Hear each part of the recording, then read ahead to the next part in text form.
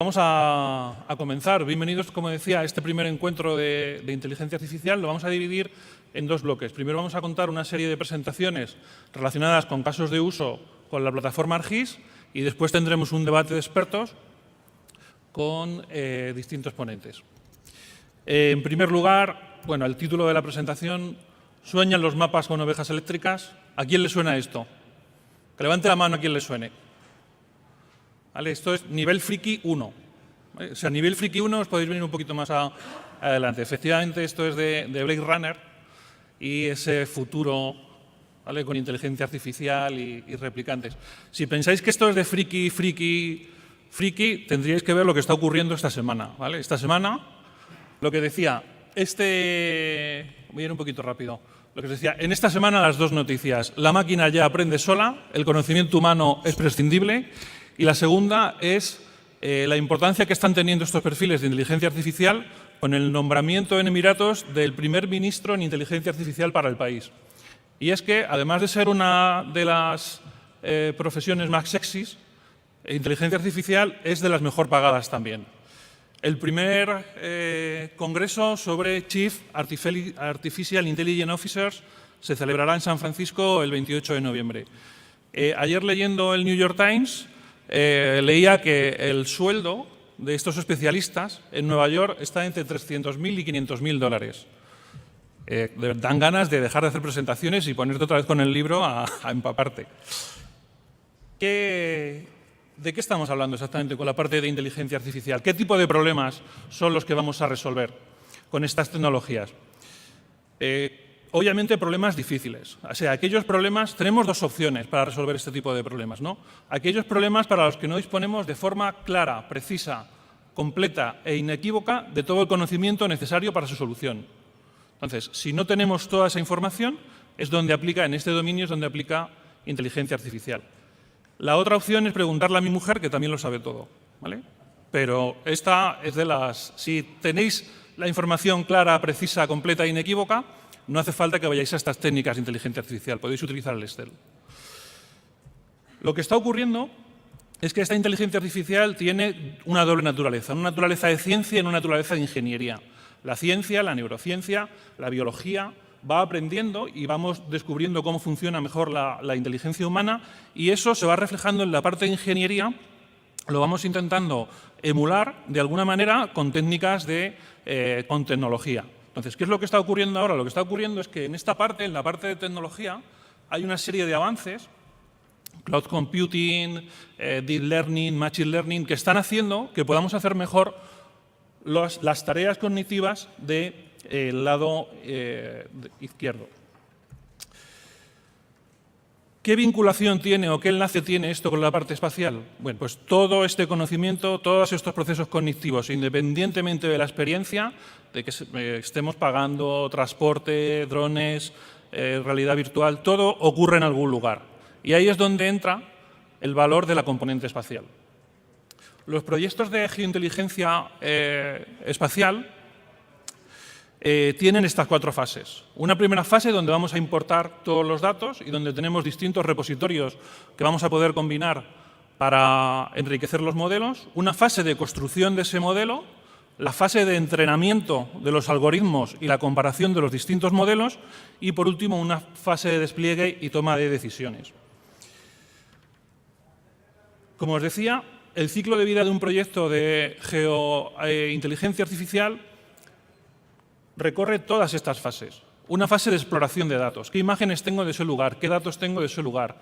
¿Cómo los mezclo? ¿Cómo los enriquezco? La magia del GIS es una operación que se llama join espacial y que me permite, yo identifico la información en capas o tengo mi información en capas y mediante ese join espacial puedo asignarle variables de unas capas a otras capas. Y ahora veremos un ejemplo. Después, entreno el modelo, que bien lo puedo entrenar con herramientas dentro de la plataforma o con plataformas externas. Y, por último, hago el despliegue y paso a la acción. Veamos algún ejemplo, ¿vale? Por ejemplo, la gestión de accidentes. ¿Cómo puedo predecir la localización de accidentes, clasificarlos por gravedad y optimizar sus recursos? El primer punto de partida son los datos. Los sistemas de información geográfica me proporcionan una serie de datos que y además me permiten tratarlos, que incluyen datos del entorno. El sistema de información geográfica me está dando contexto. Entonces, en este ejemplo de accidentes, yo voy a poder combinar datos que tenga de carreteras, tipo de carretera, número de carriles, tipo de intersecciones. Además, tengo los datos propios del fenómeno que quiera estudiar, accidentes, crímenes, lo que ocurra, el fenómeno propio. Y además, el sistema de información geográfica me va a permitir enriquecerlo con metadatos. Metadatos de tiempo, de eventos, de obras públicas. Con toda esa información vamos a entrenar los modelos para finalmente obtener un mapa de predicción de ese tipo de accidentes. Cuando ya tengo ese mapa de predicción, el sistema de información geográfica también me permite difundir de manera multicanal esa información y asignar los recursos que sean necesarios en esas zonas, más próximas de esas zonas. Vamos a ver un ejemplo. Primera fase, exploración espacial de los datos. Lo primero que hago es añadir la capa de carreteras, ¿vale? En segundo lugar, voy a añadir los accidentes que tengo en esas carreteras. Como podéis ver, no hay un ajuste claro entre dónde se posiciona el accidente y dónde está la carretera. Aquí puedo ver, de alguna manera, que hay una serie de patrones, como que estos accidentes están ocurriendo cerca de algunas intersecciones, sí o no.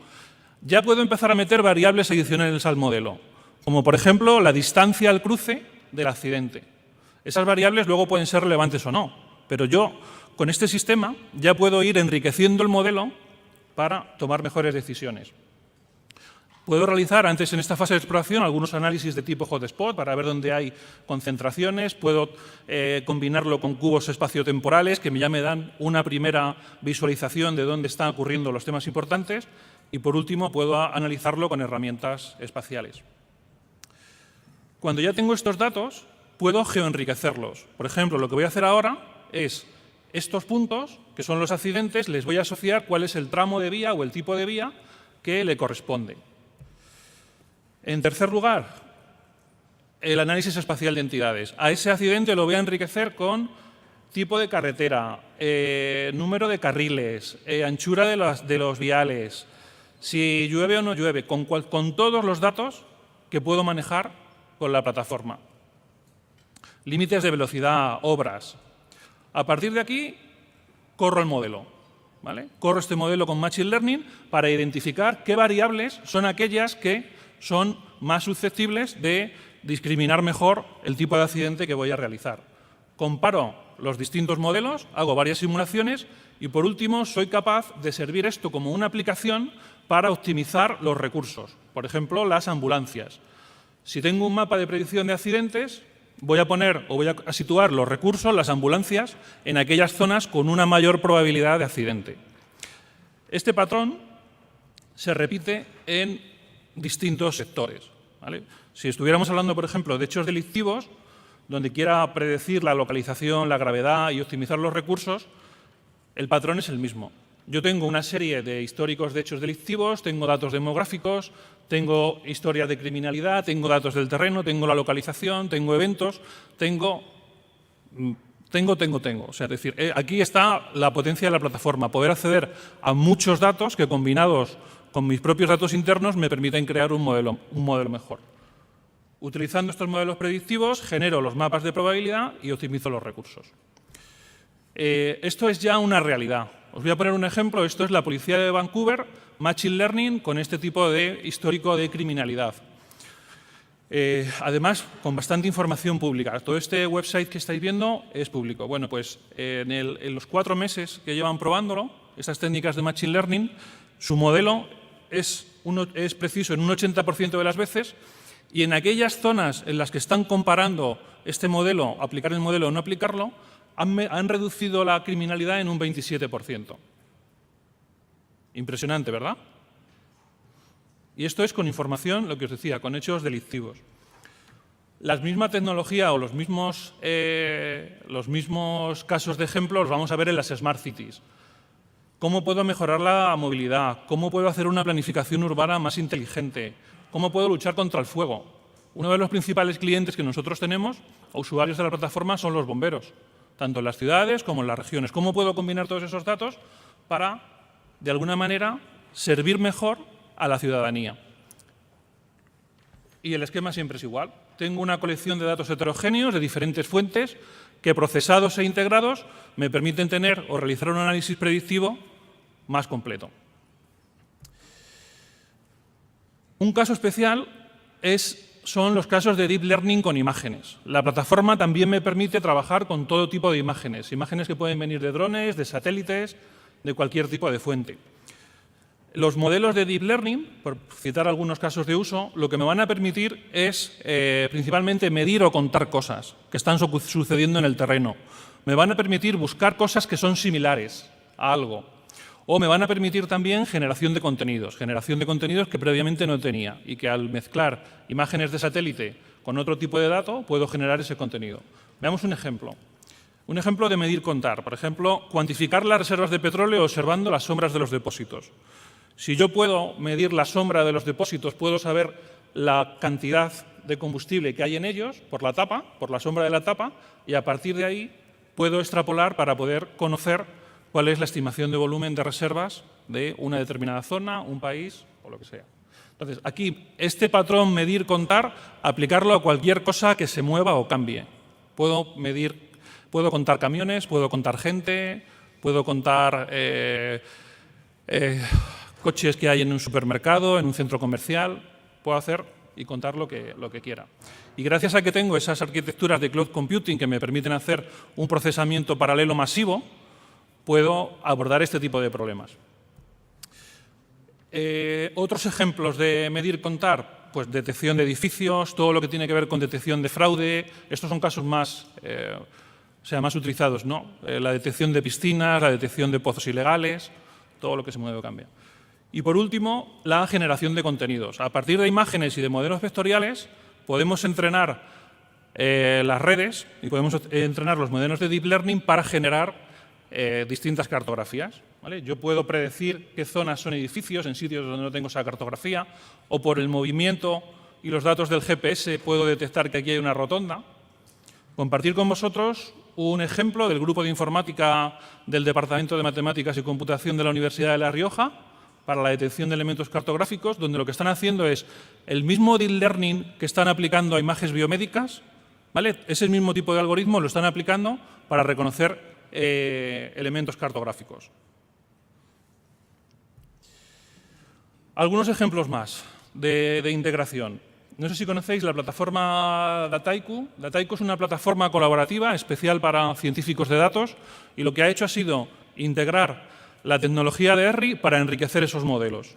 Lo que estamos haciendo con Dataiku, este es un ejemplo de predicción del crimen en Londres, lo que estamos haciendo es enriquecer, aquí lo podéis ver, enriquecer todo este modelo, toda esta preparación con datos sociodemográficos a los que hacía referencia antes. A la hora, cuando se corren estos modelos incorporando estas variables, pues lo que han detectado es que los resultados son mejores.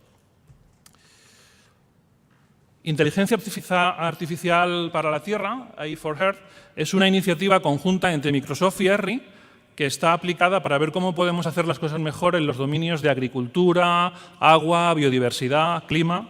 Lo que estamos haciendo aquí es mezclar la plataforma de Microsoft con toda su potencia de inteligencia artificial con todos los algoritmos y todos los productos de R y datos para crear una serie de patrones y una serie de casos de uso en estas disciplinas. Todo esto se distribuye como una máquina virtual, GeoAI Virtual Machine, lo que os decía, donde se incluye todo ese portfolio de soluciones de Microsoft de inteligencia artificial conjuntamente con las soluciones de R. Este es uno de los que más me gusta. Este utiliza técnicas tradicionales. Emergeo es un ejemplo de la Guardia Civil, del SEPRONA, donde lo que se intenta es localizar aquellas zonas con una mayor probabilidad de incendio para poder asignar los recursos donde esté más cerca o menos cerca. Y algo importante es que este tipo de herramientas deben ser algo que pueda utilizar un usuario no experto, ¿vale? Que le ayude a planificar y no tenga que ser un usuario no experto. Lo que os decía, en este ejemplo lo que se hace es identificar los puntos en rojo, son aquellas zonas que para ese día tienen una mayor probabilidad de incendio. Solamente colocando el helicóptero cerca de esas zonas, con lo que te ahorras en combustible, amortizas el proyecto en 2 viajes, vamos. Y por último, una de las cosas en las que estamos trabajando bastante en Esri, que es el facilitar poder hacer este tipo de análisis para usuarios no expertos. Tenemos como una especie de Siri, ¿no? Una especie de asesor que te permite hacer mapas sin ser un experto. En el siguiente ejemplo vais a ver cómo, partiendo de un Excel, arrastrando y soltando, la herramienta ya va a preconfigurar un mapa que te sirve de guía para poder hacer. Y todo ello en menos de un minuto, ¿vale? Y va a funcionar fenomenal, que es lo que tiene hacerse las demos en vídeo, que solo te puede fallar el cable. En este caso, partiendo de un Excel donde hay una serie de atributos, estos son datos de Airbnb, de ocupaciones, arrastramos y soltamos el TXT y ya en función del atributo que yo elija, la herramienta hace una primera clasificación y unos símbolos graduados que me van a permitir explorar esa información. Es decir, es una ayuda inteligente a la creación de este tipo de recursos. Menos de un minuto, ¿eh? Arrastrar, soltar y en menos de un minuto tener eso. En resumen, de verdad, cuando volváis a vuestra oficina, vais a vuestro jefe o vais a vuestra mujer o vuestro marido y le decís, mira, he visto cosas que vosotros no creeríais. La inteligencia artificial está aquí para resolver problemas difíciles, ¿vale? Esto no es sencillo. No te pagan $300.000 por hacer cosas sencillas. Entonces, son problemas complicados, son problemas que requieren de una cualificación experta, pero son proyectos que tienen un ROI muy avanzado. En algunos casos son disruptivos con respecto a industrias y dejan a los players anteriores, los dejan pues anticuados. La metodología de trabajo siempre va a ser de este tipo. Vais a tener que trabajar importando distintos tipos de datos, repositorios de distintas fuentes, construir esos modelos, entrenar las redes y, por último, pasar a la acción y desplegarlo. Y mi última recomendación, con la plataforma ArcGIS tenéis toda esa cadena de valor, la tenéis resuelta. No solamente un trocito, sino toda la cadena de valor. La plataforma ArcGIS permite trabajar con distintas fuentes de datos, tanto vectoriales como imágenes, como datos que sean en tiempo real. Permite algo también importante, y lo vamos a ver durante esta jornada, y es la automatización de tareas. Estos son procesos muy costosos en tiempo y en coste. Todo esto lo puedes automatizar. Y a partir de aquí, combinando con otras técnicas, hacerlo disponible en forma de distintas aplicaciones para distintos perfiles. Y con esto, muchas gracias. Doy paso al siguiente ponente, que es mi compañero Amenra. Adelante. Bueno, gracias por el aplauso.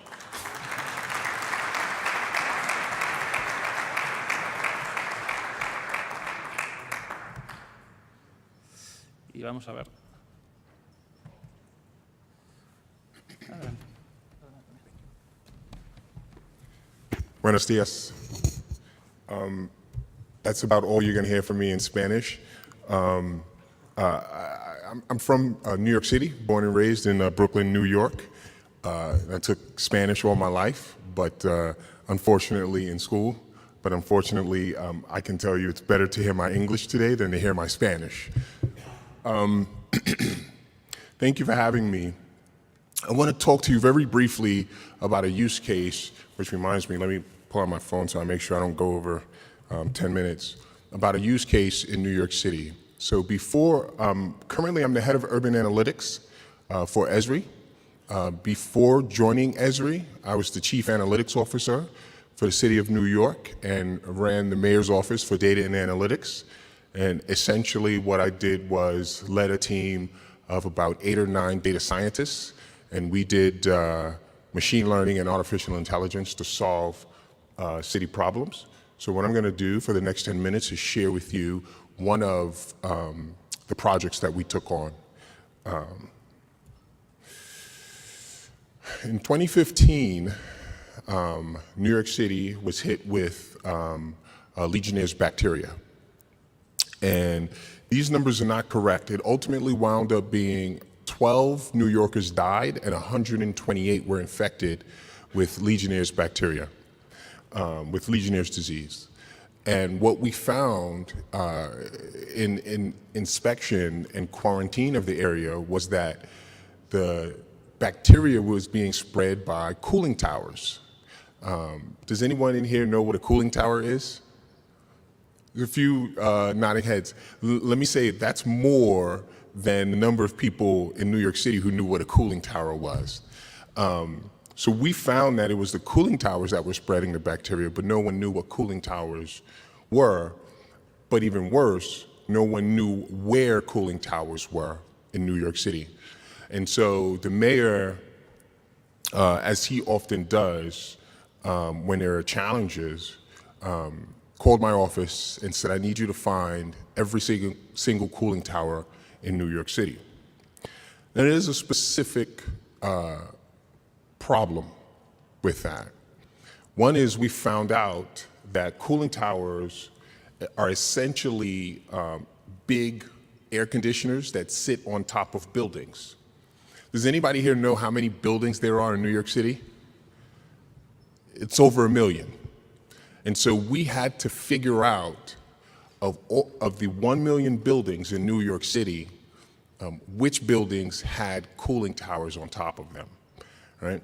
And so you can imagine the effort that would undertake if we sent out people to knock on doors or to look at 1 million buildings. It would take months. And mind you, this was an emergency, and we needed to do this quick enough such that no one else died due to this. Because if another person died in New York City of Legionnaires, then the mayor was going to be in big trouble, right? Because we knew what the problem was, and if you can't solve the problem, that's the thing about government. Governments do a lot of things for a lot of people, but there's only one key role of government, just one, and that's safety, right? Most governments do more, and they expand that role. But when it comes down to it, you have to keep the citizens safe. And so if another person got sick or died because of Legionnaires, the mayor would not have been doing his job. So we had to do this extraordinarily quickly. So it took us about 3 weeks. I would say on average we spent 20-hour days every day. I had a team of 5. At the time it was just 5 data scientists. We only had Sundays off. We had 20 hours each day. We were working to find cooling towers and to send people to inspect those cooling towers. So one of the first things that we did was we flew planes over New York City, and they took pictures. Because we knew that cooling towers sat on top of buildings. So we took pictures to see which buildings we could find from those pictures that had cooling towers. We also used Google Maps and Esri technology to get pictures, aerial view of buildings. So once we got a data set from that, we got a robust enough data set, about 26,000 buildings that we saw had cooling towers. So once we got enough, 26,000 buildings that were likely to have cooling towers from the pictures. So once we got that data set, we then used machine learning to identify. And so we were able to categorize the types of buildings that were likely to have cooling towers. So I'll give you an example. What we found was that only buildings that had over 7 stories would have a cooling tower. So if you were under 7 levels, you didn't have a cooling tower, right? So these were certain characteristics that we found from that sample set. So we used those features to build a model. And our model, so like I said, we had about 26,000 buildings, and we used that as our sample set. And we ran that through, we fit it to our model. We had about 21,000 that we fit to the model, and then we used that as a training set. We had our first test set, 5,000 buildings that we sent people to knock on doors. Incredibly unsuccessful. Incredibly unsuccessful. I think maybe out of that 5,000, 15, 20 buildings had cooling towers, right? Let me back up for a second, because there's a couple of lessons, big lessons learned from what we did. The first one is, for us, machine learning wasn't a fancy artificial intelligence opportunity, right? It wasn't an opportunity for my team to talk about artificial intelligence in a room filled with bureaucrats and government officials. It was, for us, machine learning did one thing. It minimized error, right? So we used machine learning to minimize error, because every person that we sent out to knock on a building, we had to take into consideration two key things. One is, we have to find these buildings quickly, and two is, that is someone who was spending almost a half a day. So we were sending police officers, firefighters, and emergency response people from the emergency agencies to knock on doors. That is someone who is spending a half a day knocking on doors and not doing their key job, which is keeping people safe, stopping crime, stopping fires, and so on and so forth. So we had to take that into consideration, that we could not waste their time. So we had to be incredibly accurate. And that first data set was not accurate at all. So one key takeaway is that you always should, what we refer to as ground truth. When you have a model and you set your model and then you have results, send it out into the field and see what you have. And what came back was really terrible. So I remember distinctly, it was a Sunday night. I've got about 5 more minutes, 3 more minutes. It was a Sunday night. It was the first Sunday night. So we sent all of these folks out in the field with 5,000, a list of 5,000, and they only hit a few buildings with cooling towers. I got some very upset people in City Hall. And so I sat down with my team on a Sunday night, and we figured out a strategy. And our strategy was, let's not use one machine learning model. Let's understand what a bunch of machine learning models and use them concurrently against each other and with each other to actually maximize how much we minimized error, right?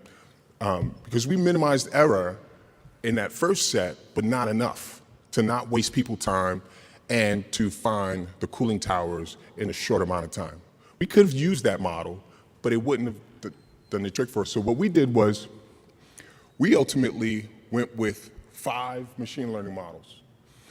So we had your standard baseline logistic regression, right? So Pluto are the building features, building height, building when the building was built, so on and so forth, specific features. So we did a logistic regression against features that we knew existed with buildings that had cooling towers. Standard model, right? Logistic regression, easy. The next one was intuition. So we had certain intuitions. One was being any building over 7 stories could possibly have a cooling tower. And so from conversations that we had with people out in the field, the analysts had intuition. So we included those variables, those intuition variables that we had. Next, we did a stepwise regression that trimmed factors that weren't useful, because analysts' intuition introduced really a lot of factors, and some of them may not have been useful. So again, we're trying to add as much in, but then also maximize how much we minimize the errors. So we used the stepwise to trim the factors that weren't as useful. Then we did VIFD, right? And so essentially, we removed factors with high variance inflation. So what that means is, for instance, in New York City, there's a lot of tall buildings. If New York City had high variance in height of buildings, or certain neighborhoods had high variance in height of buildings, then we would remove those factors because it wasn't something that we could track. What it did was remove a lot of noise. And again, with artificial intelligence, when you're dealing with big data, the biggest challenge is to remove as much noise as possible, right? And so that allowed for us, again, to trim down our set. Lucky for us, with the Pluto data, we were dealing with 1 million buildings. So we had a large data set with which to do this trimming. So we cleaned up a lot of noise. And then we did the building category, which we found, if you look at this slide, we found all of the building categories with the class codes that we thought were relevant to finding cooling towers. So we added that. And then the last one, which was key, we did the FLOM model. And what that allowed for was flexibility in fitting the model. Those of you who are experts in machine learning here know that the biggest challenge is overfitting, right? You do not want to overfit your model, meaning you don't want to create a model that meets point to point your data set, because you ultimately want to create this abstract model that can be used and learns from itself, right? As opposed to creating a model that you essentially fit to the data, right? So you don't want to overfit. Using FLOM allowed for us not to overfit, because now, because we use these first 5 algorithms and we trimmed our data set and we managed our data set, we now had to fit it, and it became it was an extremely complex data set. So once we use those across and against each other, so we essentially, we fit each model, and then we set up the accuracy, recall, and precision of the capability of that model, right? So precision means we send out a number of resources and they went to exactly where we wanted them to go. They hit their target. Recall means we got as many as possible. We wanted to identify as many buildings that had cooling towers as possible in a 1 million size data set. And then accuracy is essentially identifying a yes or a no. We wanted yes or no's. We didn't want, well, this could possibly be a cooling tower, so there's a 50% chance. We wanted clarity on whether or not there was a cooling tower or not, with accuracy and precision, right? And so once we modeled this out and we graphed this out, we began to see where we used, if you see the light yellow and the orange, where we used each one of those individually versus when we used them across and against and with each other, there was a 10% hit rate, 1 out of 10. Every time we sent someone to a building, there was a 1 out of 10 chance that there would be a cooling tower at that building. When we used our second strategy, which was combining the models, was an 8 out of 10 chances. So every 10 buildings that you sent a firefighter, a police officer, an emergency worker to, every 10 buildings, 8 of those had cooling towers. And so we began to rack up cooling towers, so much so that I had a call from the mayor 6 o'clock in the morning one day, because he was confused, because prior to that we had been adding 20 cooling towers, 15 cooling towers to the list incrementally. Next thing you know, it was like 600 cooling towers, another 700 cooling towers each day. And he was just like, this is not real. Why are these numbers so high? It was because our model was more accurate. And for us, machine learning, all it does, and all it did for us in this particular instance, was minimize error. And when you minimize error, you're able to drive operational strategies for any city. And ultimately, with that data set, what we did with the data set that we found using the machine learning was we created a 3D model. We partnered with Esri at the time, and we created a 3D model of all of New York City. It's actually an open website that I can share with you guys, with all of New York City. And we put the data that we found, that we were able to identify from each model, and we added, so if you click on any building in this 3D model in New York City, you see all of the data about the cooling towers and anything about that building that we found, that we were able to put in all of the features that we identified. And so we were able to create a database of 1 million buildings and all of the features and capabilities and characteristics of that building. Using the model was so accurate that we were able to make a 3D rendering of New York City that the mayor now has in an app in his pocket. So oftentimes he'll say, I have 1 million buildings in my pocket, or in his jacket, I guess. So that's essentially how we used machine learning for that specific problem in emergency in New York City to help us keep New Yorkers safe. Thank you very much.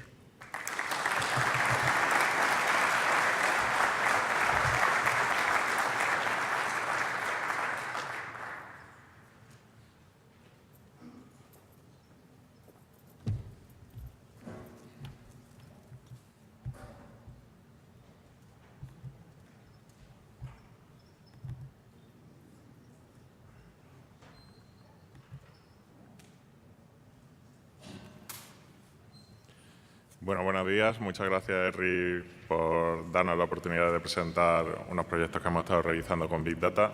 Me llamo Borja Muñoz, soy consultor en IDOM y voy a presentar un par de casos prácticos de uso de tecnología geoespacial con grandes volúmenes de datos. Voy a comentar sobre los casos, qué problemas estábamos solucionando, qué datos se utilizaron y qué obstáculos tuvieron que superarse. Y finalmente voy a hablar brevemente de algunos casos de inteligencia artificial geoespacial que se están ahora mismo utilizando. El primer caso es del Departamento de Transporte de Abu Dhabi. Hemos estado trabajando con ellos durante 3 años. El encargado de regular, planificar y desarrollar el sistema integrado de transporte del Emirato. Tiene unos 1000 empleados y su ámbito de actuación es todo el Emirato de Abu Dhabi y gestiona tanto el transporte público como el transporte por carretera, marítimo y aviación. ¿Qué problemas solucionamos usando tecnología Big Data geoespacial? Primero, evidentemente, la necesidad que tiene el Departamento de Transporte de planificar correctamente los servicios públicos y decidir cómo se deben de desarrollar las infraestructuras, con el objeto de reducir la congestión. Abu Dhabi, sobre todo la ciudad, la parte donde vive más gente es una isla y sufre grandes problemas de tráfico y de congestión y siempre están intentando ver cómo pueden hacer un transporte más sostenible, con menos contaminación y ese tipo de cosas. Entonces, ¿qué tipo de resultados tuvimos? Uno es un cuadro de demanda interactivo de información de tráfico y una segunda aplicación que hicimos fue una aplicación de análisis de la información de los puntos de recogida y destino de los viajes de taxi. El cuadro de mando interactivo de información de tráfico lo que hace es recoger todos los datos de los dispositivos de conteo de tráfico y de los dispositivos que miden el tiempo que se tarda en recorrer determinados tramos y monta un cuadro de mando que tiene la típica visualización del mapa con el estado actual del tráfico, con tramos verdes, rojos o amarillos en función del tiempo que se tarda en recorrer cada tramo. Tiene información de los accidentes y en la zona inferior tiene información acerca del tiempo de recorrido para determinados tramos críticos e información del número de vehículos por hora para algunas intersecciones que también se necesitan monitorizar. Todo esto en tiempo real, está integrado con los sistemas de ITS y lo que le permite es tener una visión clara de lo que está sucediendo en ese momento. Entre la información que se muestra es información de incidentes y accidentes, provenientes también de los sistemas ITS, información del volumen de tráfico por hora en algunos puntos singulares, como son los puentes. Si pinchamos encima de un puente, nos permite saber no solo la información del día de hoy, sino compararla con las últimas 24 horas o con la información del último mes, cuáles han sido los picos, si se está comportando el tráfico mejor o peor que en los últimos días. Y también, al ser un cuadro de mando ejecutivo, pues también está preparado para funcionar sobre dispositivos móviles. Una segunda aplicación que hicimos fue la de análisis de información de puntos de recogida y destino de viaje de taxis. En este caso, lo que se coge es la información de los GPS que llevan los dispositivos embarcados en los taxis y se analiza dónde cogen al viajero y dónde lo dejan. Con eso creamos unos mapas de calor, de cuáles son las zonas en función de la hora del día en la que hay más demanda de taxis y se calcularon unas matrices de origen-destino para tener una idea de dónde es necesario, por así decirlo, llevar más taxis a determinada hora y dónde va a haber sobreoferta de taxis en alguna hora. el objetivo es, de alguna manera, planificar el servicio para que la gente pueda encontrar el servicio público donde realmente lo necesita. Los datos que se utilizaron pues, fue para el cuadro de mando interactivo todo lo que son los sistemas de conteo y medición de tráfico, todos los dispositivos ITS como las cámaras Falcon Eye, los radares que cuentan y otro tipo de dispositivos ITS y, como he comentado, la información de las trazas GPS de los dispositivos embarcados en los taxis. A nivel de obstáculos en estos proyectos en particular, pues en el caso de información de tráfico, el mayor fue la integración con sistemas ITS porque hay muchos sistemas diferentes y es necesario que se pueda procesar la información en tiempo real y luego visualizarla de una manera sencilla y que permita comprenderla. Y en el caso del análisis de información de puntos de recogida y destino de viaje de taxi, básicamente fue el procesamiento geoespacial. Al final era un volumen de datos muy importante y bueno, a través de un clúster de Hadoop, con la antigua tecnología que tenía ERRI, que era la HisTools for Hadoop, pues hicimos todo ese procesamiento geoespacial de todos los puntos de recogida y destino. ¿Qué elementos de aprendizaje podemos sacar de este proyecto? Uno, la integración con sistemas externos suele ser una de las partes más complicadas en cualquier desarrollo de sistemas, pero si además la información se debe procesar en tiempo real, la dificultad es todavía mayor. Y la segunda, no podemos hacer procesamiento geoespacial de grandes volúmenes de datos utilizando herramientas tradicionales, tipo ArcGIS Desktop o ArcGIS Server, sino que necesitamos herramientas específicas. El segundo caso que quería presentar es del Departamento Nacional de Planeación de Colombia. En este caso, como pone ahí, es una entidad que impulsa la implantación de la visión estratégica del país en los campos social, económico y ambiental. Nosotros hicimos un proyecto cuyo ámbito de actuación era fundamentalmente el sector logístico, especialmente el transporte por carretera de mercancía. Y lo que queríamos es resolver el problema de cómo podemos tomar decisiones estratégicas en el sector logístico. Fundamentalmente, cómo debemos desarrollar las infraestructuras para asegurar que el transporte de mercancías por carretera se realiza de la manera más óptima posible. Entre las cosas que hicimos fue también el cálculo de matrices de orígenes destinos, saber exactamente las mercancías de dónde a dónde se mueven, determinar los principales puntos de detención, o sea, dónde se están parando los camiones, por qué se paran, las velocidades medias en cada tramo, que normalmente vienen relacionadas con la calidad de mantenimiento de la carretera, y un visor también de intensidad de tráfico con mapa de calor. Este, por ejemplo, es el visor de matrices de origen y destino con los principales orígenes y destinos de las mercancías que se transportan por carretera. Todo esto está calculado en la nube con un clúster de Hadoop de Azure HD Insights. Los puntos de detención hicimos un análisis con una agrupación por clústeres. Estos son los sitios en los que se están parando los camiones. No sabemos muy bien por qué se paran, pero normalmente viene porque hay una intensidad de tráfico superior, porque hay problemas en las carreteras, porque hay mantenimiento, porque hay obra. Según nos vamos acercando, el clustering se va actualizando. Y este último visor es un visor de intensidad de tráfico, o sea, a través de mapas de calor, de densidad, cuáles son los sitios en los que la intensidad del tráfico es mayor y, por lo tanto, dónde debemos enfocar la inversión en mantenimiento de carreteras para asegurar que se mantiene lo mejor posible. La información que se utilizó fue la traza GPS de los vehículos de transporte por mercancía. En Colombia las empresas están obligadas a proporcionar la información de dónde se están moviendo sus vehículos que llevan a nivel de mercancía. Y, como he dicho, el procesamiento se hizo en modo software como servicio porque el Departamento Nacional de Planeación tampoco quería comprar una infraestructura hardware tremenda para poder hacer estos cálculos. Elementos de aprendizaje fundamentales de este proyecto. Una, que no hay necesidad de hacer una gran inversión en infraestructura. Con las plataformas que tenemos actualmente en la nube se puede hacer un análisis a un coste realmente que no lo podemos permitir. Y el segundo, en la inversión dedicada a mantenimiento de infraestructuras tenemos que utilizar todos los datos que tenemos a nuestra disposición para decidir en qué gastamos el dinero, ¿no? Un poco por complementar lo que ha comentado Pedro de inteligencia artificial geoespacial o GeoAI, he puesto aquí algunos ejemplos que que pueden ser una introducción a la mesa redonda a posteriori de cosas que se están haciendo en la actualidad. Algunos ya lo ha comentado Pedro, por ejemplo, en temas de movilidad y transporte, y muy relacionado con el proyecto del cuadro de mando de información de tráfico. En Kuwait han hecho un proyecto que permite, mediante modelos de Machine Learning, completar los datos cuando los sensores no funcionan.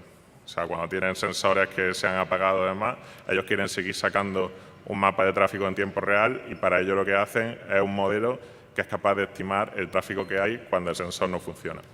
Evidentemente, todo lo que es el desarrollo del vehículo autónomo, una parte súper importante es toda la información geoespacial que está recibiendo de todas las cámaras, los radares de apertura sintética, los sensores LIDAR que van a llevar los vehículos autónomos, que es necesario procesar con tecnología geoespacial. Un ejemplo, por ejemplo, de medio ambiente, la localización de posidonias, que son unas plantas marinas. ERRI ha hecho un proyecto en Estados Unidos que permite estimar las zonas donde con mayor probabilidad hay posidonia, a partir de estudiar las características del terreno, la temperatura y otras variables geoespaciales. Y luego un campo de aplicación de inteligencia artificial muy importante, pues todo lo relacionado con planificación y ordenación del territorio, en la que hay multitud de ejemplos que sobre todo utilizan técnicas de reconocimiento de imágenes, ¿no? El proyecto Microsoft AI for Earth, una de las cosas, de los ejemplos que ha puesto Pedro, es una estimación de una clasificación del suelo en función de imágenes que es capaz de aprender. O sea, datos en los que no tenemos sitios en los que no tenemos la clasificación del suelo correcta, el sistema es capaz de detectar rotondas, como se ha visto, intersecciones, saber lo que es una carretera, lo que es un edificio, y nos permite generar automáticamente contenido. Orbital Insights es una compañía que se está dedicando exclusivamente a analizar millones de imágenes de satélite para temas de marketing, para temas de ordenación del territorio. Por ejemplo, la estimación del crecimiento de las ciudades chinas, que como sabéis es increíble. Lo que están haciendo es directamente, tienen un partnership con Digital Globe y ellos analizan todas las imágenes que va cogiendo Digital Globe y luego ese análisis es lo que venden, ¿no? Y un último caso es, por ejemplo, un proyecto de Facebook que hizo hace ya un año y pico, que lo que busca es saber dónde tienen que planificarse las infraestructuras de telecomunicaciones y cómo tienen que ponerse. A través también de imágenes de satélite, lo que hicieron fue analizar dónde era más probable que hubiera núcleo de población, cuánta gente vivía, si estaban aislados o no estaban aislados. Todos estos ejemplos al final están usando Machine Learning y no podrían hacerse sin la capacidad de poder procesar datos geoespaciales. Y bueno, por mi parte, eso es todo. Aquí tenéis un par de referencias.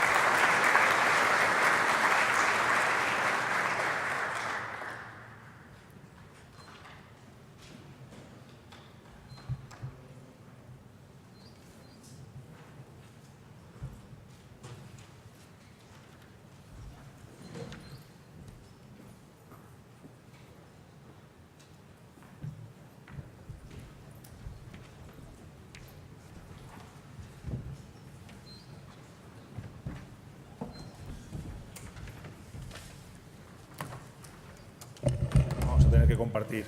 Micro. Bueno, buenos días a todos. Muchísimas gracias por asistir. Yo creo que está siendo una sesión apasionante. Empezamos, creo que muy fuerte la mañana. Creo que esto que nos estáis demostrando todos, yo traía un argumentario preparado, pero creo que me habéis incluso desbordado porque cada vez que me acerco a gente trabajando sobre IA o empleando la IA, me sorprende. Simplemente quería compartir con vosotros que estas cosas emocionan. Mi nombre es Eduardo Fernández, pertenezco a la división de consultoría e ingeniería del software y de soluciones ISBAN dentro del Grupo Santander y en este caso también me acerco a este evento como director del programa de desarrollo profesional que la UNIR, la Universidad Internacional de La Rioja, ha preparado precisamente para acercar a los profesionales a los usos de la inteligencia artificial en distintos sectores y con distintas perspectivas. De hecho, creo que en el Welcome Pack que os han preparado tenéis información somera sobre el programa. Incluso la UNIR os ha ofrecido la posibilidad de de inscribiros al programa y con un cierto descuento. Vamos por la tercera edición. Está ya en marcha, casi en marcha la segunda. Alguno, si está interesado, podría apuntarse. Quisiera hacer una primera ronda. Sé que sois muchos, pero sí me gustaría comprender un poco más qué tipo de audiencia tenemos. ¿Cuántos de vosotros consideráis que estáis usando la inteligencia artificial en vuestro día a día? ¿Podéis levantar las manos? Bueno, muy bien, aquí hay una gran oportunidad. De los que habéis levantado un poco la mano, ¿cuántos os consideráis expertos? Uno. Venga, pues creo que entonces la sesión de hoy es muy oportuna para que comprendáis el valor que os puede aportar a todos los que estáis hoy aquí presentes a través de, bueno, pues de esta mesa redonda que vamos a tener con gente que está trabajando, que usa con eficacia y muchísimo provecho en el diseño de servicios y soluciones la inteligencia artificial. Y bueno, pues creo que podemos hablar de distintas estrategias, de distintos puntos de vista que esperemos os puedan ayudar para ver cómo poder aplicarla, ¿no? Entonces, a mi izquierda, justo la primera, tenemos a Benedict Plukin de Orange. Por favor, Benedict, te puedes presentar un poquito explicándonos a qué te dedicas. Muchas gracias, Eduardo. Pues yo formo parte de un área nuevo en Orange que se llama Nuevos Servicios Digitales, es muy interesante. Y nosotros nos dedicamos hace aproximadamente 2 años en probar el mercado con nuestros datos. Es decir, nosotros quisimos saber en nuestro dato, que sabemos que es el más fiable, es el mejor a nivel de geolocalización y de datos sociodemográficos, qué impacto tendría ese dato en otros sectores como transporte, logística, distribución, retail o ciudades inteligentes. Y la verdad es que cuando empezamos, pues dijimos, nos van a llevar todos, ¿no? Eso, se van a morir por el dato. Pues no, error. ¿Por qué? Porque estabais esperando esta prueba de valor, ¿no? Estos ejemplos que hemos visto muchas veces en Estados Unidos, en Francia, pues todavía se estaba esperando de probarlos en vuestras propias casas. Lo que vimos también es que muchas entidades estaban todavía analizando su propio dato o cuando ya lo tenían hecho y que estaban en un nivel de analítica avanzado, pues intentaban enriquecer su dato con dato público, normalmente el censo, también con datos de redes sociales o con datos de Internet de las cosas. Nosotros lo que proponemos es ir más allá. En Orange damos servicios a 16 millones de personas y cada uno de nosotros, ¿no?, convivimos con un teléfono móvil o con varios, del cual probablemente somos esclavos, y cada vez que lo utilizamos pues creamos conexiones de datos, llamadas, SMS, que nosotros recogemos toda esta información y tenemos una huella digital de nuestros clientes. Quisimos dar sentido a esta huella digital. ¿Para vosotros qué significa? Básicamente nosotros lo que tenemos es un dato geolocalizado a través de nuestras antenas y tenemos el perfil del cliente que está realizando esta conexión de red en este lugar concreto. Analizamos, anonimizamos y agregamos toda esta información y sacamos unos indicadores muy útiles. ¿Para qué sectores esta información sería útil? Pues para muchísimos. La verdad es que empezamos con lo más obvio, que es el transporte. Podemos predecir dónde vamos a tener un atasco, podemos predecir qué ocurrirá cuando cerrarán la Gran Vía, cuando vamos a tener esas medidas para nuestra mejora de la contaminación atmosférica, pero también a nivel de turismo, a nivel de publicidad, tenemos muchísimos casos de éxito que no me da tiempo contar ahora mismo. Y básicamente pues que saber que ahora sí que el teléfono no para de sonar, porque una vez nuestros clientes pues, prueban la tecnología, vamos a decir la investigación 2.0, pues ya no hay vuelta atrás y que somos muy orgullosos de formar parte de la digitalización de las empresas. Bueno, muchísimas gracias, Benedict. A continuación tenemos a Juan Carlos Cuesta, de Esri, que te voy a pedir también, por favor, que te presentes, sobre todo para que nos expliques en qué estás trabajando. Hola, buenos días. Pues mi nombre es Juan Carlos Cuesta, trabajo en Esri dentro del Departamento de Tecnología e Innovación como Solution Engineer. Y soy la persona que enlaza a los clientes con el departamento comercial, ¿vale? Enlazando desde la parte tecnológica, entendiendo cuál es el problema del cliente, ¿Y qué es necesario, tanto de tecnología ESRI como de datos, como pueden ser los de Orange o BBVA u otros datos que nosotros disponemos, para proveer de esas soluciones? Básicamente es problema el qué y la solución y, por supuesto, cada vez se necesitan mejores datos, más seguros, más lógicos, que predigan mejor las acciones a tomar y así ayudar con tecnología ESRI a nuestros clientes. A continuación tenemos a Juan María Aramburu, de Viva, dentro del grupo BBVA. Por favor, Juan María, te puedes presentar. Hola, ¿qué tal? Buenos días a todos. Gracias a ESRI por invitarnos a esta mesa redonda. Yo soy Juan María Aramburu, director general de Viva. Viva es una compañía participada del grupo BBVA. Para que se hagáis una idea, es una compañía muy tecnológica. Hemos estado los últimos 7 años apoyando al banco en su digitalización. Sabéis que ha evolucionado mucho lo que es la banca y hay una competencia increíble, igual que en otros sectores. Y hemos estado ayudándoles un poco en todo lo que es los nuevos canales y también aguas abajo todo lo que son las plataformas cloud y el procesamiento de datos, ¿no? Entonces, hoy hablaré, de hecho, de experiencias que hemos tenido en ese ámbito. Trabajamos no solamente para el grupo BBVA, en los diferentes bancos que tienen todo el mundo, sino también para clientes de fuera del banco, sobre todo en sectores no financieros, que tienen generalmente unas problemáticas diferentes y una regulación más benigna, ¿no?, para utilizar Big Data y Machine Learning. Bueno, Borja, hemos tenido la suerte de escucharte unos ejemplos. Si quieres aportarnos un poquito más información de… Bueno, poco más, porque creo que estamos bastante justos de tiempo. Sí. Así que mejor, ¿no? Bueno, pues si os parece, ya que tenemos una audiencia que creo que si está aquí es porque tiene interés en conocer cómo utilizar la inteligencia artificial en su día a día o incluso lo acaba de descubrir, gracias también a Pedro, aparte por la invitación, porque yo creo que has hecho una introducción muy brillante. Me ha dejado sorprendido bueno, pues el hilo conductor que nos has propuesto, ¿no? Entonces, realmente a mí me gustaría, en vuestra opinión, cómo se está ayudando la IA, la inteligencia artificial, en vuestro día a día. Yo creo que, y lo comento para la audiencia en general, la IA nos puede ayudar a la hora de generar servicios, pero también a la hora de generar datos de calidad. No sé, por ejemplo, Benedict, ¿tú qué nos opinas? Bueno, yo creo que hay que tomar varios factores en la utilización de la inteligencia artificial. El primer caso es justamente los casos de uso que nos pide el cliente. Es decir, no tenemos que perder de vista que la inteligencia artificial es un medio para poder responder a una necesidad de un cliente y hay que hablar el idioma del cliente siempre.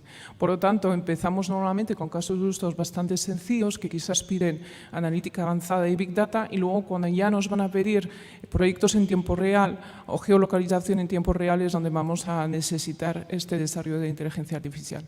Y también para acompañar, evidentemente, necesitamos el proceso de implementación, es decir, los equipos adecuados, que cada uno conozca su rol y su responsabilidad, pero también el cambio cultural, ¿no? Porque de esta tecnología vamos a recibir unos resultados, unos insights muy interesantes, muy disruptivos quizás, y luego esos insights tienen que estar recuperados por la empresa para luego tomar ellos las decisiones y crear los productos y servicios adecuados.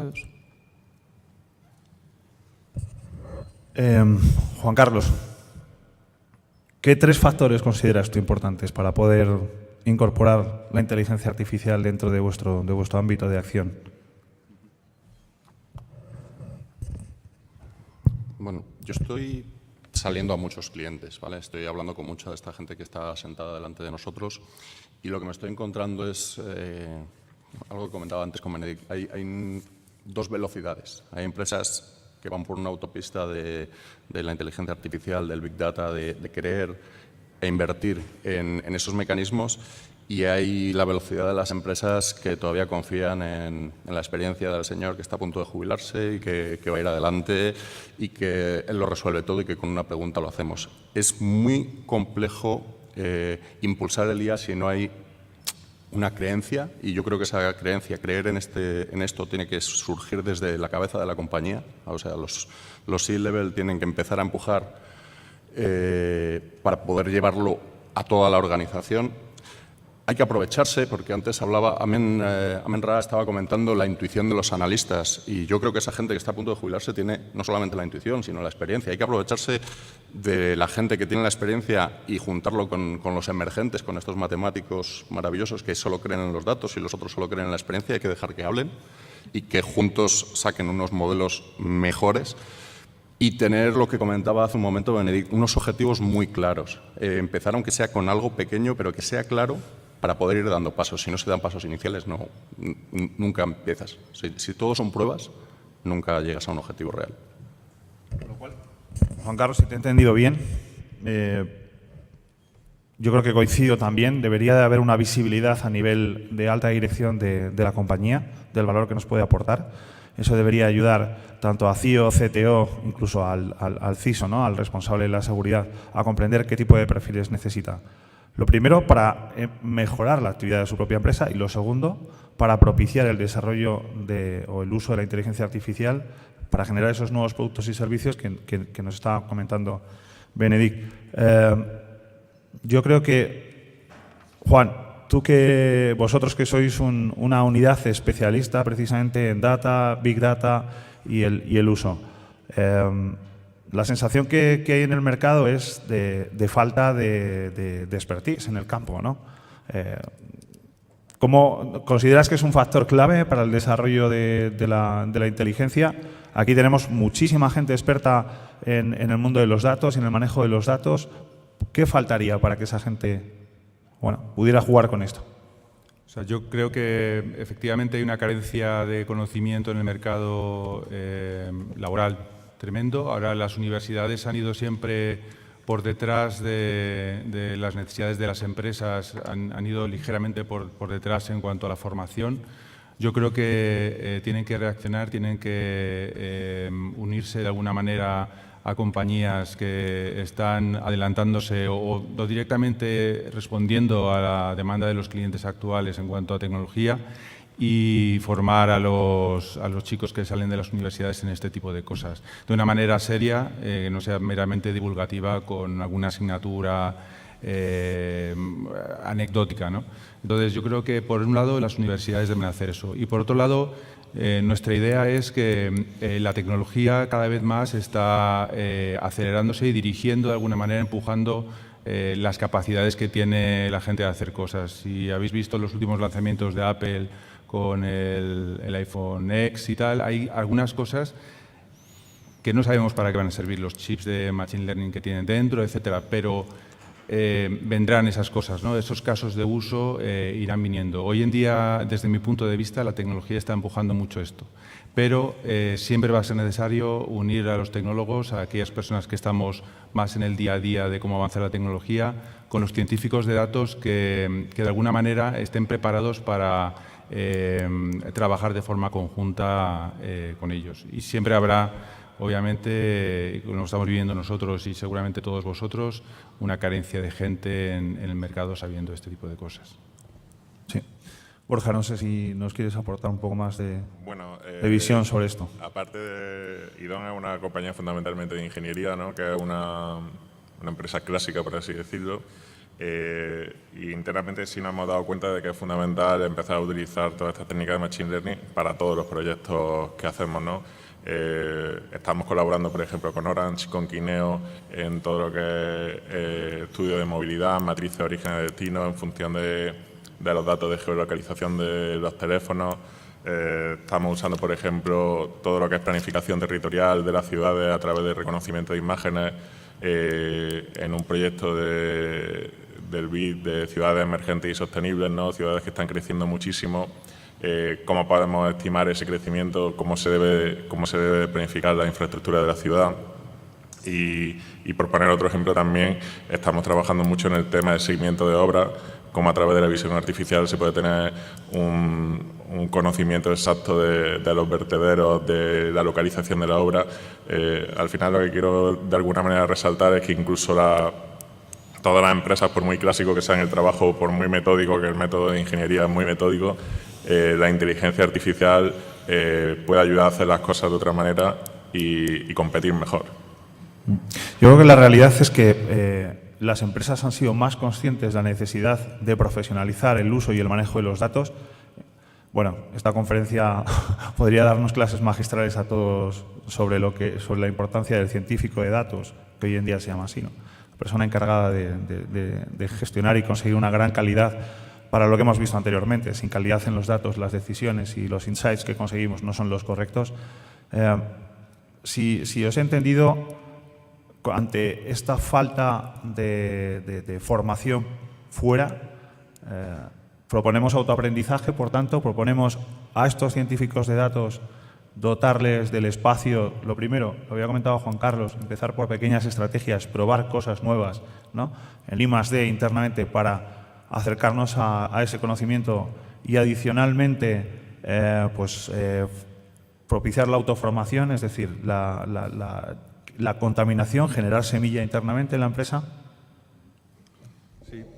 Nosotros, por ejemplo, uno de los retos que hemos tenido siempre y, de hecho, una de las misiones que el banco nos ha puesto es estar un poco por delante de ellos en su demanda de tecnología. Entonces, en ese caso, lo que nosotros llevamos haciendo desde hace ya unos años es tener un departamento específico de innovación que hace scouting de tecnología, testea la tecnología y luego traspasa el conocimiento a nuestros equipos de desarrollo. Todo esto nos ha permitido que desde el 2011, cuando comenzamos a hacer los primeros proyectos de Big Data, Machine Learning haya entrado como de una manera supernatural y muy congruente en nuestro portfolio de servicios, ¿no? Como una manera más de explotar y una manera más de enriquecer la información que veníamos tratando en nuestros proyectos de Big Data sobre cloud. Benedict, no sé. Dinos tú. En el caso de IDOM, por ejemplo, también tenemos un plan de innovación interna.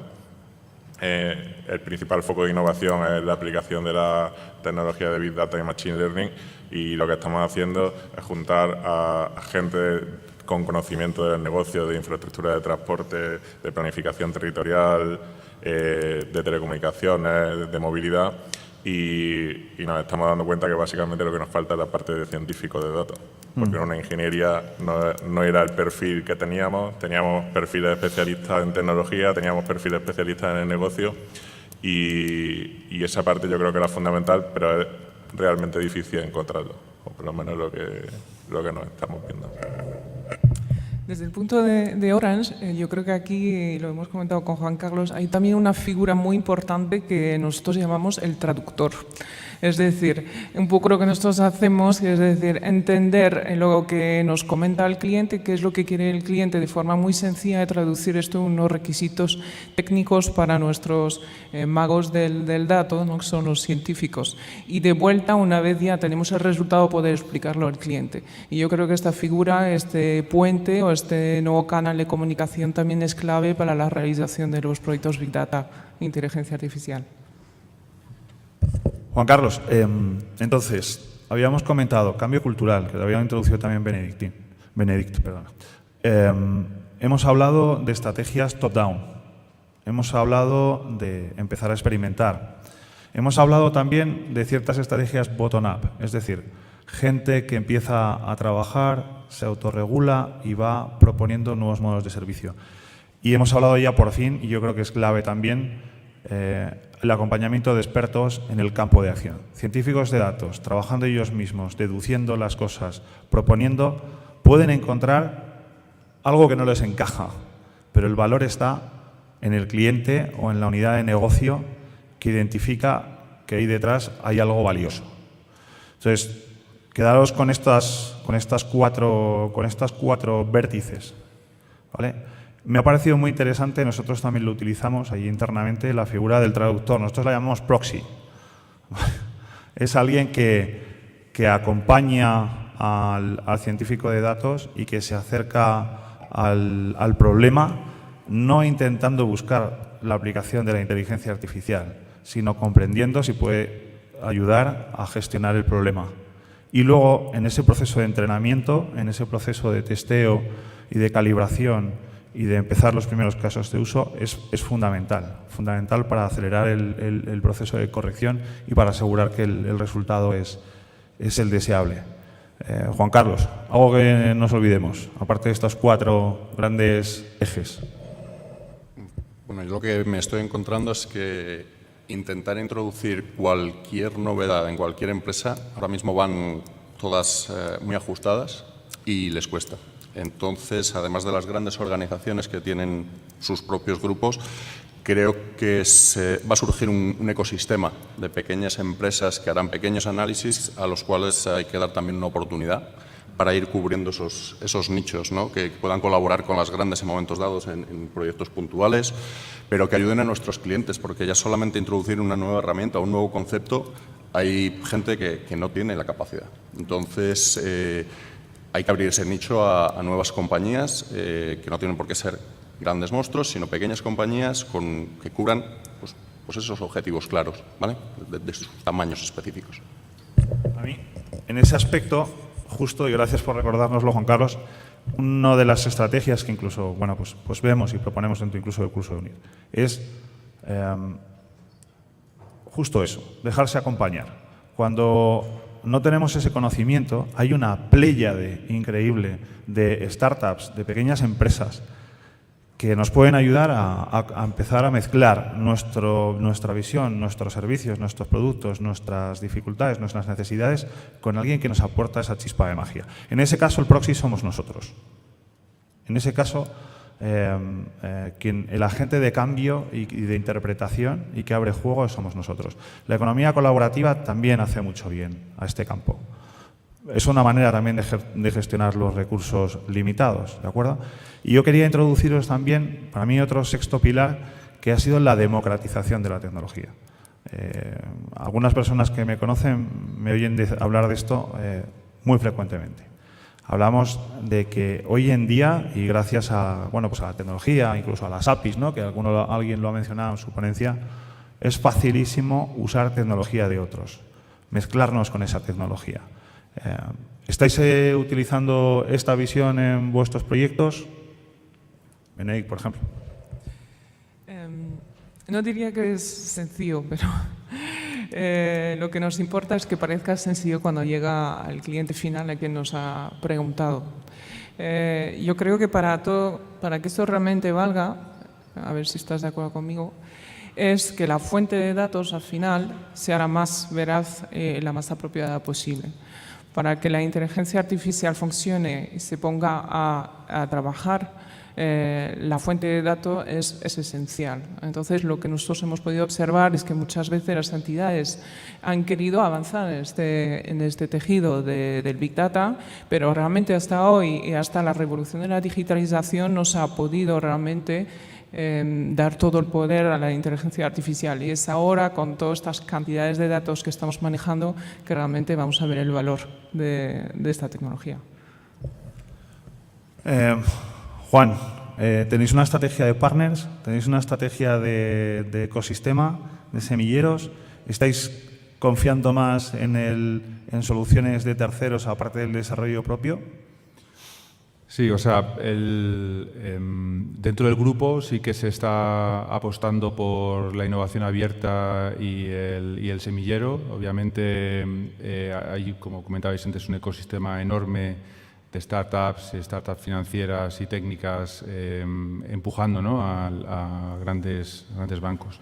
Específicamente dentro de lo que es el ámbito más tecnológico, en Viva apostamos hace ya tiempo por la nube pública como esa democratización de la tecnología que habéis comentado, ¿no? La nube pública, pues desde que Amazon en el 2006 cogió el excedente que tenía de informática, de computación de su tienda y lo puso a disposición de empresas y de particulares, ha evolucionado muchísimo, ¿no? Comentaba antes Borja que están usando HD Insight de Microsoft para hacer procesamiento, supongo Spark, de la información, pero hay una gama de tecnologías dentro de la nube pública increíble. De hecho, hace poco me enteré de que Amazon ya está posicionada como la primera compañía en inversión en innovación del mundo. Pues, tanto Amazon como Google como Microsoft, que son nuestros tres partners de referencia en nube pública con los que construimos nuestros proyectos de Big Data y de Machine Learning, son compañías que están invirtiendo lo que nadie de nosotros podemos invertir en tecnología. Están haciendo que de alguna manera la informática pase a ser un commodity como la luz. Enchufaremos nuestros servicios a través de web services a la nube pública y ellos se dedicarán a proporcionarnos la computación y los servicios gestionados.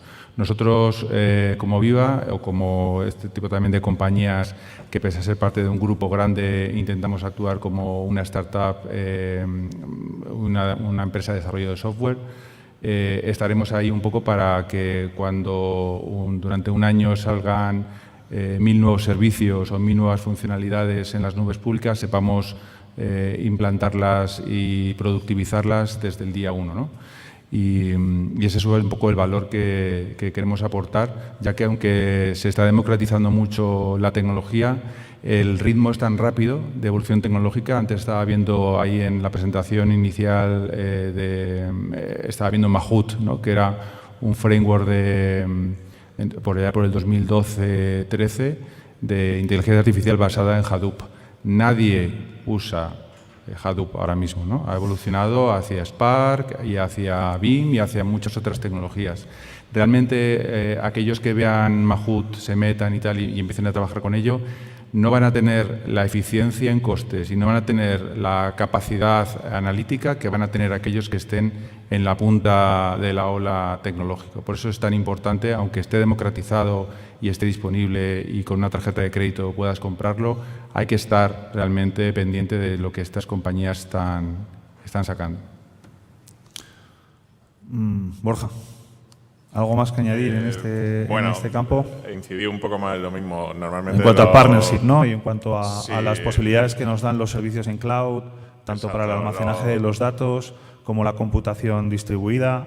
Los algoritmos normalmente de Machine Learning son algoritmos bastante complicados y si las empresas normales tuvieran que desarrollarlos por sí mismos sería imposible, ¿no? Pero hoy en día con Machine Learning de Azure, con Spark, ML, con Google TensorFlow, podemos trabajar con redes neuronales que si las empresas tuvieran que desarrollar tecnología de redes neuronales convolucionales y ese tipo de cosas, estaríamos en otro tema y podemos centrarnos de alguna manera en resolver problemas y en proporcionar servicios, no gracias a que lo han liberado, a que todo es open source, todo se puede usar, normalmente sobre su plataforma, evidentemente, tienen que sacar algo de ello, pero si no sería imposible, no estaríamos hablando todo el mundo de querer hacer IA porque no tendríamos las herramientas para ello.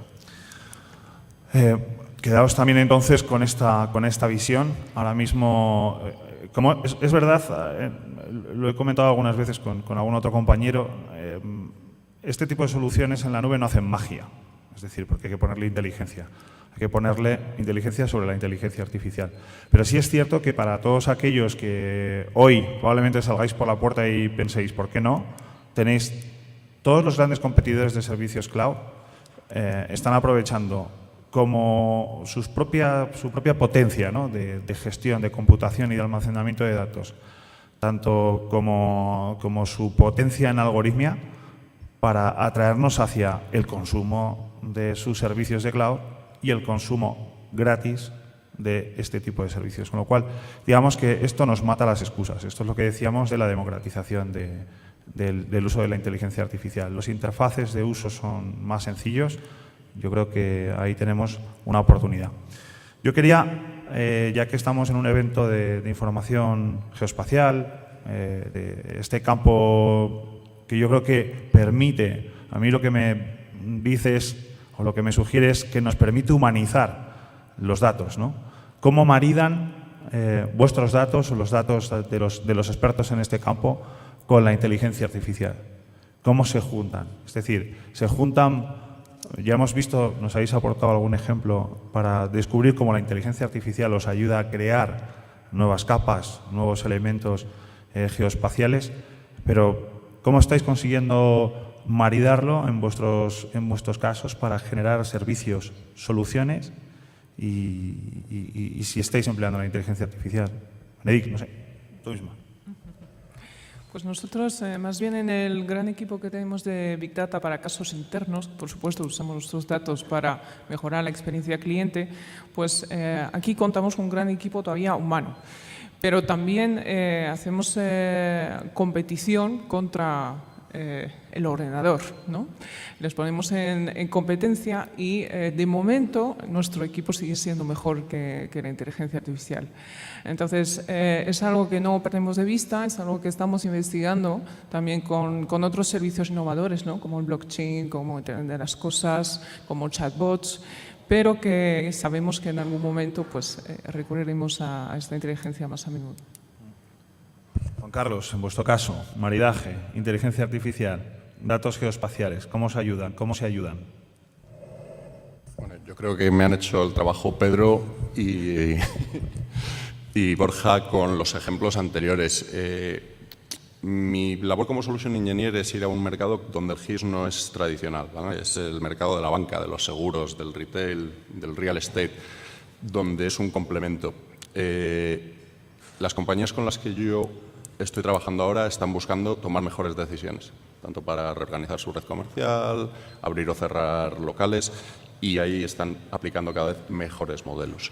A mí me gustaría que llegase un día en el cual llegásemos más lejos, ¿vale? Que no hubiese miedo a los datos, o sea, que yo como Juan Carlos Cuesta tenga derecho a decidir sobre la privacidad de mi dato, pero porque obtengo un beneficio. Es decir, si a mí un retailer me va a hacer el mismo descuento que a Benedit y Benedit no da su posición en el plano, pues no me interesa. Sin embargo, que a mí me localice un retailer y diga, este chico está en IFEMA, pues le voy a hacer una oferta si come en el local de aquí fuera y va a ser algo especial.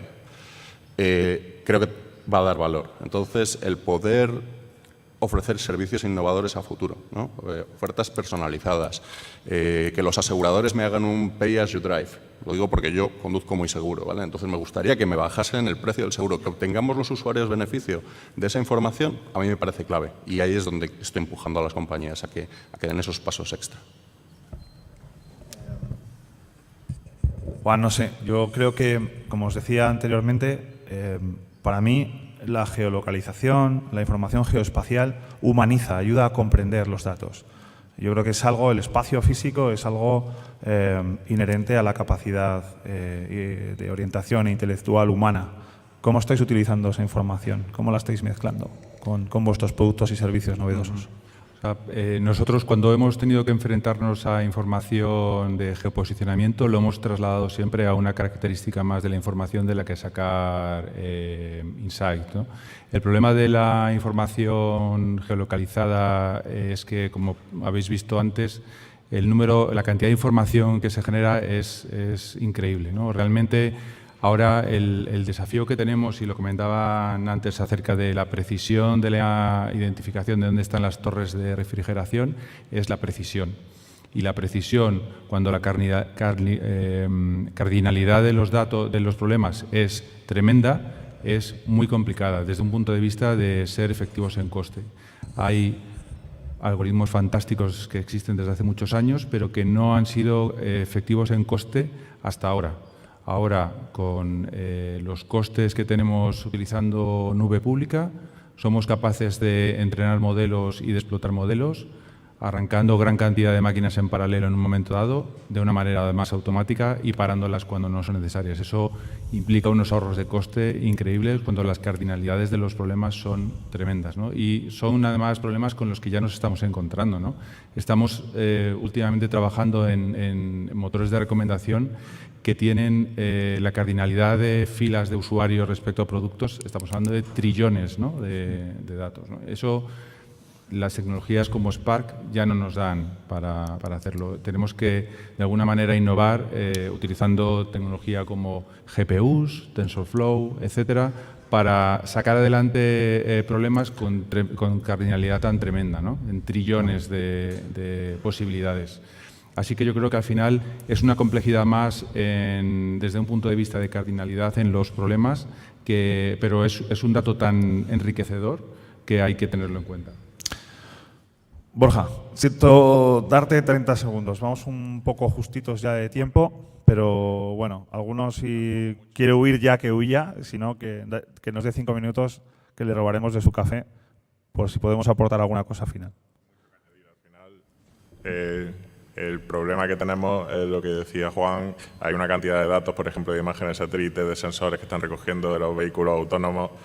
Todo eso tenemos que ser capaces de procesarlo y hace poco era imposible. Los algoritmos de Deep Learning, que es un subconjunto de Machine Learning, hasta hace poco es que no se podían ni ejecutar, ¿no? Plataformas como la de NVIDIA, con cálculo en GPU, su plataforma Tesla, que no tiene que ver nada con la compañía de automóviles, pero son completamente necesarias y hasta ahora eso no era posible tratarlo. Está claro. La diferencia es que ahora tecnológicamente ya es posible. Con esto yo creo que no tenéis excusa. Aquellos que no estáis pensando en IA para mejorar vuestros datos o para sacar nuevos servicios y nuevo valor de ellos, yo creo que hemos intentado también daros algunas claves para despejarlo.